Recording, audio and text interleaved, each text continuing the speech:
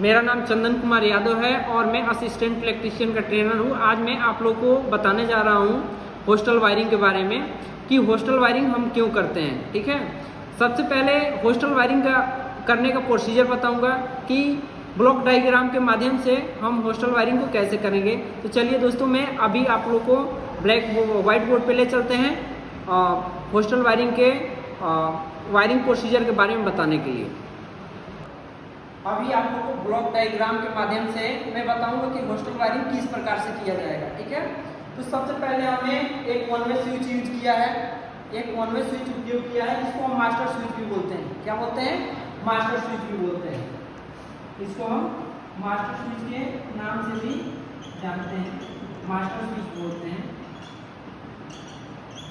और master switch से हमने क्या लाइन को क्या किया है, कनेक्ट किया है, यानी फेस वायर को हमने कनेक्ट किया है और कॉमन कर दिया है टोटल टू स्विच में। हमने एक वन वे स्विच लगाया है, चार टू वे स्विच, और लेंथ जो है कितना लगाया है, लेंथ हमने लगाया है 1 2 3 4।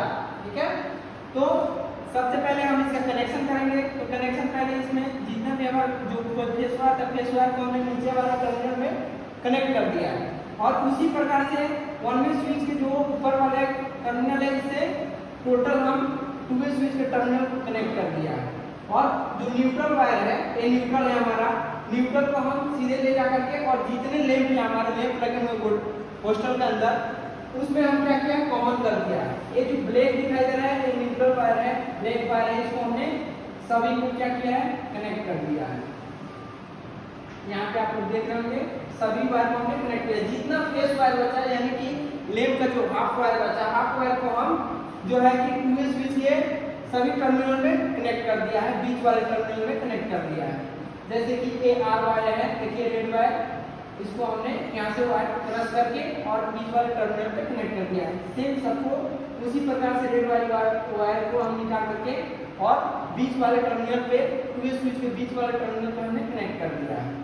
इसका भी देखिए उसी प्रकार से लाकर के हमने कनेक्ट कर दिया है, और इसका भी हमने लाकर के उसी प्रकार से रेड वायर यहाँ टू वे स्विच के बीच वाले टर्मिनल पे कनेक्ट कर दिया है। अब इसके अलावा इसका प्रोसीजर को समझना कि इसका वर्किंग प्रोसीजर क्या है, कैसे वर्क करता है। तो सबसे पहले ये हॉस्टल वायरिंग बनाएंगे। जैसे कि हॉस्टल में हमारा कंट्रोल रूम होता है, एक वार्डन का कंट्रोल रूम होता है, और कंट्रोल रूम में हमारा ये मास्टर स्विच लगा रहता है।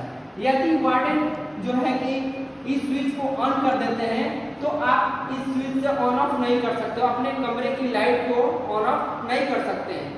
और यहाँ से अगर वो ऑफ कर दें तो आप कमरे के लाइट को ऑन ऑफ कर सकते हैं। तो आप लोगों को इस डायग्राम के माध्यम से ये समझ में आया होगा कि अगर हॉस्टल के वार्डन किसी भी बैड एक्टिविटी को अगर उसे देखना है या उस हॉस्टल को कंट्रोल करना है, तो मास्टर स्विच को यहाँ से ऑन करेंगे, तो यहाँ से जो भी स्टूडेंट हॉस्टल के अंदर रहेंगे वो अपने कमरे के लाइट को ऑन ऑफ नहीं कर सकते हैं।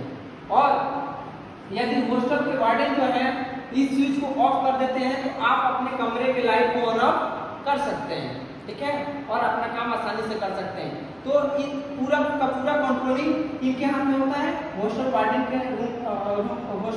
अंडर में रहता है पूरा कंट्रोलिंग। और इस वायरिंग के माध्यम से हॉस्टल के जो भी स्टूडेंट होते हैं उनको कंट्रोल किया जाता है इस वायरिंग के माध्यम से, कि जो भी बच्चे बैड एक्टिविटी कर रहे हैं उस पर हम अंकुश लगा सकते हैं। अब हम आप लोग को ले चलेंगे इस डायग्राम के माध्यम से।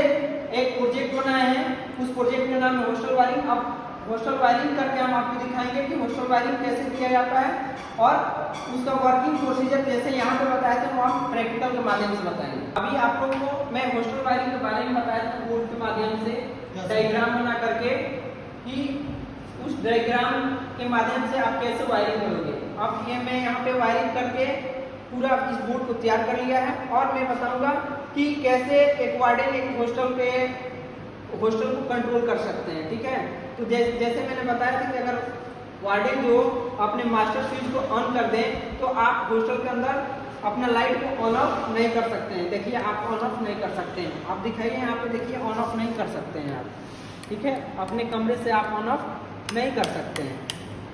यदि हॉस्टल के जो वार्डन है मास्टर स्विच को ऑफ करते हैं अपने कमरे से, जो कंट्रोल रूम होता है कंट्रोल रूम से अगर ऑफ कर दें तो आप उस समय ऑफ ऑन ऑफ अपने लाइट को कर सकते हैं अपने कमरे में।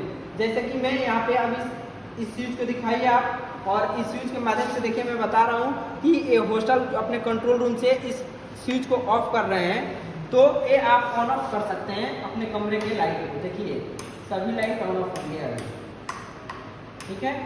तो जो भी एक्टिविटी होती है स्टूडेंट सबको उस एक्टिविटी को या स्टूडेंट की हरकत को कैद करने के लिए या देख रेख करने के लिए हम हॉस्टल वायरिंग करते हैं, और हॉस्टल वायरिंग के माध्यम से हम पूरे हॉस्टल को कंट्रोल भी कर सकते हैं।